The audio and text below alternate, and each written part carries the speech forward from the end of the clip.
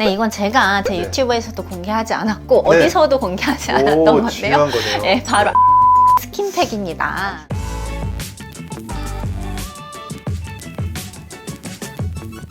고마우신 구독자님들, 오늘도 클릭해주셔서 정말 감사합니다. 오늘 이동환 TV에 반가운 분 또 모셨습니다. 대한민국의 2%밖에 안 되는 피부과 전문의이자 닥터 주디 유튜버로도 활동하고 계시는 분이죠. 청담 글래시 피부과의 주홍진 대표원장님 나와주셨습니다. 네, 안녕하세요. 안녕하세요. 초대해주셔서 감사합니다.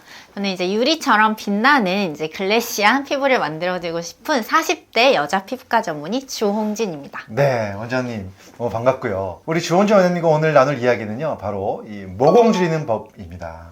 사실 나이가 들면서 여드름이나 트러블이 나는 것보다 모공이 늘어지고 커져서 고민인 경우가 정말 많은 것 같습니다. 네, 맞습니다. 저처럼 이제 40대가 되면 네. 20대, 30대일 때보다 피부 고민이 훨씬 더 많아지는데요. 네. 20대, 30대에는 별로 없었던 기미, 잡티, 검버섯 같은 피부가 얼룩덜룩해지는 피부 색소에 고민이 일단 생기고요. 네. 그리고 이제 잔주름이 점점 깊은 주름이 되고 또 모공이 점점 커져 보이는 피부 고민이 하나 둘씩 늘어나게 됩니다. 그렇죠. 네. 저희 청담 글래시 피부과에 오시는 40대나 50대, 네. 60대 여자분들의 경우에 네. 기미 잡티는 화장으로 가려지는데 주름이나 모공은 화장을 해도 안 가려지니까 꼭 원장님 치료하고 싶어요 하시는 분들이 많으세요. 아, 그렇군요. 모공 치료는 피부과에서도 어려운 치료에 속하고 또 한 번의 치료가 불가능하다고 들었고요. 장기간 꾸준히 치료해야 된다고 들었는데, 그래서 오늘 그래도 이동환 TV 구독자분들께 집에서 할 수 있는 모공 홈케어에 대해서 좀 알려주실 수 있을까요? 아, 네, 그럼요. 이동환 TV에서 특별히 공개하겠습니다. 네. 사실 모공은 이게 저 같은 40대 이후의 사람들 말고도 네. 사실 청소년기, 10대, 20대, 30대 분들에도 고민이 많은 부분이에요. 하지만 30대, 40대 이전의 모공과 네. 40대 이후의 모공은 커지는 원인이 조금 다릅니다. 그래요? 네, 쉽게 비유를 들어볼게요. 네. 지금 모두 한번 이제 팔 안쪽에 피부를 한번 좀 보시겠어요? 네. 이쪽 피부요. 네, 아니면 이제 배 안을 이제 보셔도 되지만 공개를 할 수 없고요. 네. 네. 이제 얼굴 피부와 비교했을 때 네. 팔 안쪽이나 이제 네. 배 쪽의 피부의 모공은 혹시 어때 거의 보일까요? 안 보이는 것 같아요. 그죠? 거의 안 네. 보이다시피 하죠. 네. 하지만 사실 모공이 존재해요. 하지만 얼굴 모공의 피부가 이런 몸 쪽의 피부 모공보다 훨씬 커 보여요. 바로 그 원인은 네. 이 그 햇빛 때문입니다. 햇빛 자외선 때문에 자외선. 이제 나이가 들수록 햇빛의 네. 자외선에 노출되는 시간이 늘어나겠죠. 그렇기 때문에 자외선에 노출될수록 피부의 콜라겐 섬유, 탄력 섬유가 더 많이 파괴가 됩니다. 네. 그래서 저 같은 40대 이후에도 햇빛을 덜 받는 팔 안쪽이나 배 쪽의 모공은 크게 늘어나지 않는 거예요. 그렇군요. 네. 자, 그렇다면 이제 연령대와 상관없이 네. 피부의 모공이 늘어나는 걸 예방하는 홈케어 화장품에는 어떤 것이 있을까요? 결국은 이제 자외선 차단이네요. 네, 맞습니다. 네. 그래서 선크림은 정말 모든 피부 고민을 해결해 주는데 정말 중요한 것 같습니다. 근데 혹시 자외선 때문에 모공이 커지고 늘어나면 비타민C 화장품도 좀 모공에 도움이 되지 않을까요? 네, 맞습니다. 네. 또 이동환 TV 구독자분들은 비타민C가 얼마나 중요한지 잘 알고 계시죠? 네. 제가 예전에도 이제 이동환 TV에 출연해서 이제 미백 화장품, 미백 관리법에도 말씀드렸던 네. 항산화 화장품, 특히 이제 비타민C 성분이 들어간 화장품이 네. 바로 우리 피부의 모공 관리에도 도움이 됩니다. 네. 그 이유는 선크림, 네. 즉 자외선 차단제를 뚫고 들어오는 자외선에 이 비타민C 세럼이나 앰플이 한 번 더 2차 방어해주는 역할을 하기 때문인데요.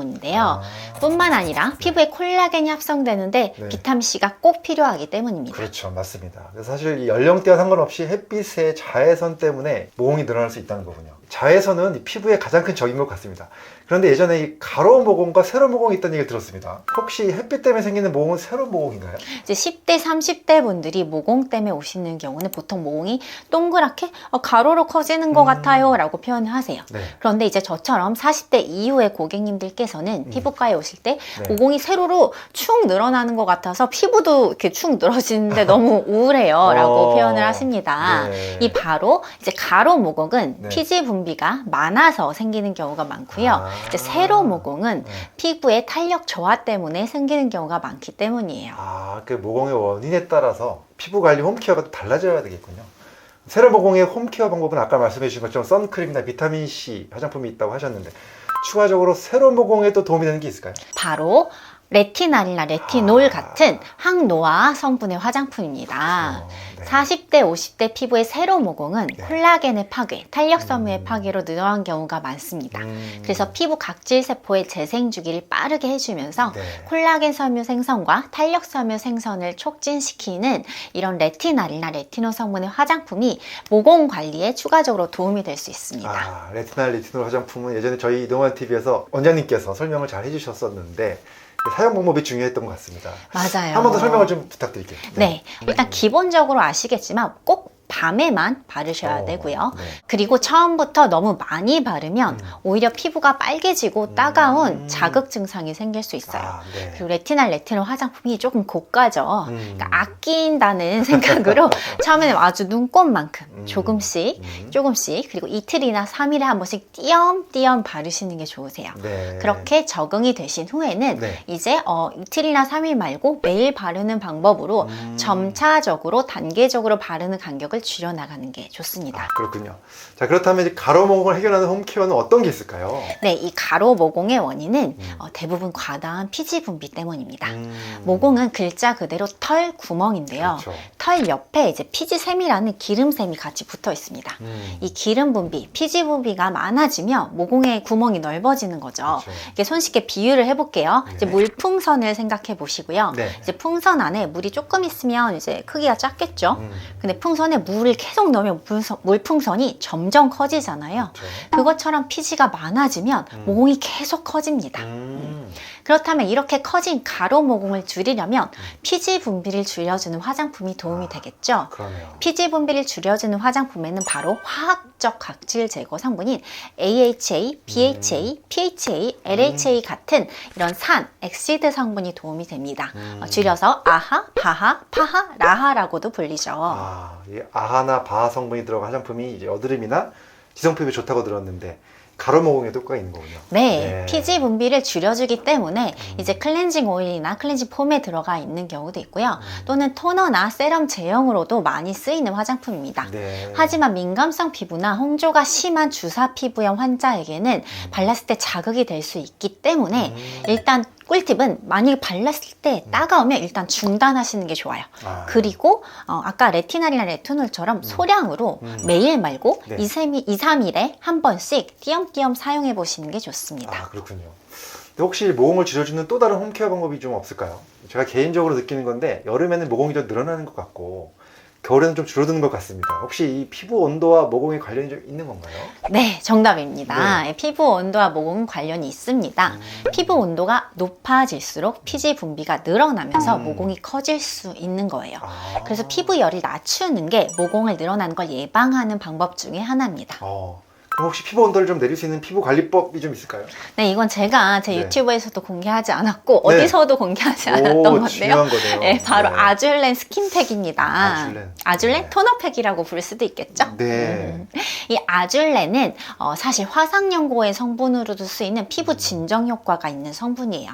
그런데 좀 효과를 보려면 아줄렌 성분이 0.03% 이상 함유된 제품을 골라야 좀 더 효과를 볼 수 있습니다. 사용 방법은 이제 세안 후에 아줄렌 성분이 들어간 스킨이나 토너를 화장솜에 듬뿍 적셔서 피부에 그냥 이렇게 살짝 얹어주세요. 여기서 주의하실 거는 토너를 묻힌 화장솜으로 닦아내지 마시고요. 그냥 피부에 살짝 얹어 놓으시면 됩니다. 예전에 유행한 이제 토너나 스킨을 묻힌 화장솜으로 피부를 닦는 소위 닥토가 있는데요. 절대 닥토하지 마시고요. 그냥 올려 놓으시면 됩니다. 마치 팩하듯이요. 그리고 나서 이제 머리를 말리거나 이제 다른 집안일을 한 3분에서 5분 하시고 이후에 평소에 쓰던 보습제나 수분크림을 발라주시면 피부 열감을 내리고 모공을 줄이는 데도 도움이 되실 수 있습니다. 그렇군요. 좋습니다. 그런데 이렇게 해도 모공이 잘 줄어들지 않는다면 이미 모공이 좀 많이 커지고 늘어졌다면 이제 병원에 오셔서 치료를 받으셔야 하잖아요. 모공 줄이는 시술에는 어떤 것들이 있나요? 네, 일단은 대부분이 많이 알고 계신데요. 바로 스킨 보톡스라는 게 있죠. 근데 문제 이게 너무 아파요. 그리고 나는 보톡스 부작용을 한번 겪은 분들은 보톡스 절대 나는 싫다 하는 분들이 계세요. 그런 분들을 위한 희소식이 있습니다. 요즘 매우 핫한 전 세계에서 의사분들이 저에게 배우러 오고 전 세계에서 고객님들이 저에게 배우러 오는 바로 주베룩이라는 시술인데요. 주베룩은 콜라겐 스티뮬레이터예요. 자기 피부의 콜라겐 재생을 촉진시키는 물질이고요. 요거를 저는 이제 아프지 않은 통증이 적은 특수한 인젝터로 피부 전체에 골고루 하게 되면 진짜 거의 통증이 거의 없을 정도고요. 직후에 화장도 가능하고 한 1, 2주 지나면 피부 결이 매끈해지고 광이 난다고 표현을 많이 하십니다. 근데 이 주베륵은 여러 방법으로 쓸 수가 있어요. 모공인데 흉터성 모공 있죠? 네. 그런 경우엔 제가 특수한 인젝터가 아니라 손으로 주사를 꼼꼼히 하고요. 그리고 또 잔주름이나 깊은 주름에도 효과를 볼 수 있어요. 근데 나는 절대 바늘이 싫어요. 이런 분들 계시거든요. 그렇죠, 그러니까 그렇죠. 바늘이 없는 또 니들렉스 인젝터가 있는데 이제 큐어젯이라고 해서 전 세계에서 한국이 최초로 만든 장비입니다. 국내 장비인가요? 네, 국내 장비고요. 네. 이런 주베륵이나 주베륵 볼륨을 이제 큐어젯에 섞으면 따발총 소리가 나요. 따다다다. 근데 바늘이 없어요. 물총 쏘듯이 피부의 모공 하나하나에 1초당 10번씩 들어가요. 그러니까 정말 꼼꼼히 쓸 수 있겠죠? 그래서 저는 주베륵을 정말 다양한 방법으로 전 세계 사람들의 피부에 하고 있습니다. 그러시군요. 네, 오늘은 주원지 원장님께서 집에서 모공 줄이는 방법부터 피부과에서 할 수 있는 시술까지 모공 줄이는 시술을 잘 알려주셔서 너무 감사드리고, 특히 올해 여름이 굉장히 더워서 이 모공이 커지기가 쉬운 날씨인데요. 오늘 주홍진 원장님께서 알려주신 방법으로 저도 홈케어를 한번 해보도록 하겠습니다. 그럼 오늘 여기까지 하고요. 다음에 더 좋은 질문으로 찾아뵙도록 하겠습니다. 원장님 수고하셨습니다. 감사합니다. 네, 감사합니다. 네.